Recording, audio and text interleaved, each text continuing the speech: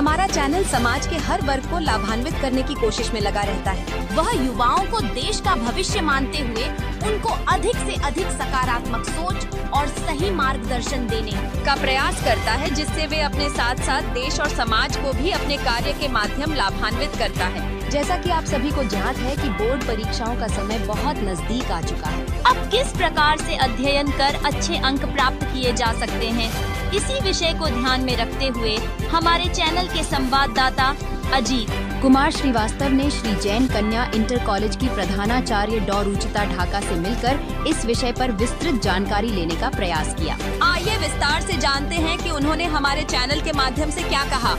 देखिए ये रिपोर्ट हमारे संवाददाता अजीत श्रीवास्तव के साथ।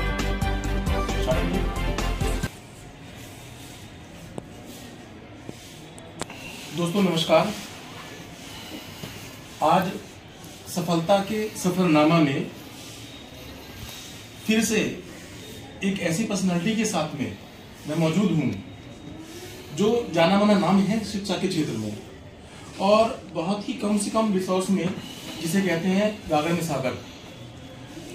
ये उस तरह से उन बच्चों को जो कम से कम पैसे में अच्छी से अच्छी शिक्षा प्राप्त कर सकते हैं, ऐसी जगह पर ये विराजमान है। और आइए इनसे स्कूल के सफल होने के बारे में और किस तरह से ये बच्चों को मोटिवेट करती हैं कि अच्छे से अच्छा रिजल्ट ये बच्चे दे सकें, उस विषय में बात करने के लिए आप रुचिता ढाका जी हैं, जो प्रिंसिपल हैं जैन कन्या इंटर कॉलेज की। और मैं इनके बारे में अपने शब्दों में क्या कहूँ, आप खुद ही बताने जा रहे हैं, तो हम बात करते हैं। डॉक्टर से बात करते हैं। मैडम सबसे पहले आप अपने विषय में थोड़ा सा बताएं। जी, मेरी जो एजुकेशन है वो मेरठ की है। मेरी जो क्वालिफिकेशन है MSc, MPhil, उसके बाद PhD, ये मैंने मेरठ यूनिवर्सिटी, जो कि अब चौधरी चरण सिंह यूनिवर्सिटी के नाम से जानी जाती है, वहाँ से मैंने अपना डॉक्टरेट किया। उसके बाद नेक्स्ट क्वालिफाई किया मैंने, और 98 में जो मेरा सिलेक्शन है वो नवोदय विद्यालय सोनीपत में हुआ था, और एज अ PGT बायोलॉजी वहाँ पर मैंने 4.5 साल अपनी सेवाएं दी। उसके बाद उत्तर प्रदेश माध्यमिक शिक्षा सेवा चयन आयोग के द्वारा मेरा सिलेक्शन प्रवक्ता या लेक्चरर बायोलॉजी जीव विज्ञान के पद पर LDAV इंटर कॉलेज अनूप शहर में हुआ। वहाँ पर मैंने 6.5 साल अपनी सेवाएँ दी। उसके बाद उत्तर प्रदेश माध्यमिक शिक्षा सेवा चयन बोर्ड के द्वारा ही मेरा सिलेक्शन प्रधानाचार्य के पद पर यहाँ शामली में हुआ, श्री जैन कन्या इंटर कॉलेज में सन 2010 में। तब से मैं लगातार इस विद्यालय में अपनी सेवाएं दे रही हूँ। मैडम आपने इस विद्यालय को कब ज्वाइन किया था? 2010 में, फरवरी 2010। तो मैडम आपका जो पीछे का सफर है वो तो आपने डिस्कस कर ही लिया। उस समय और अब में कितना अंतर आ गया है विद्यालय में? हमारे विद्यालय में स्ट्रेंथ भी बढ़ी है, सुविधाएं भी बढ़ी हैं। जी बिल्कुल। थोड़ा सा उन अचीवमेंट्स के बारे में बताएं जो आपकी अपनी रही हैं विद्यालय की। ये अशासकीय सहायता प्राप्त माध्यमिक विद्यालय होते हैं और ये प्रबंध समिति के द्वारा चलाए जाते हैं। तो हमारे जो प्रबंध तंत्र है उनका बहुत ही ज़्यादा महत्वपूर्ण एक योगदान रहा है विद्यालय को आगे ले जाने में, और उसके साथ कुछ अपनी योजनाएं भी रखी। जो भी कमज़ोर क्षेत्र थे, जो वीक एरियाज थे, उनको चिन्हित किया गया और विशेष तौर पर जो छात्राओं की शिक्षा है उसके ऊपर ज़्यादा प्रयास किए गए, और with the passage of time उसके अच्छे परिणाम भी हमें मिले। और ये आज स्थिति है कि लगातार 4-5 वर्षों से जो विद्यालय का रिज़ल्ट है वो 100% रहता है या 99% रहता है। तो हमारे यहाँ फेल होने वाली छात्राओं की संख्या नगण्य है।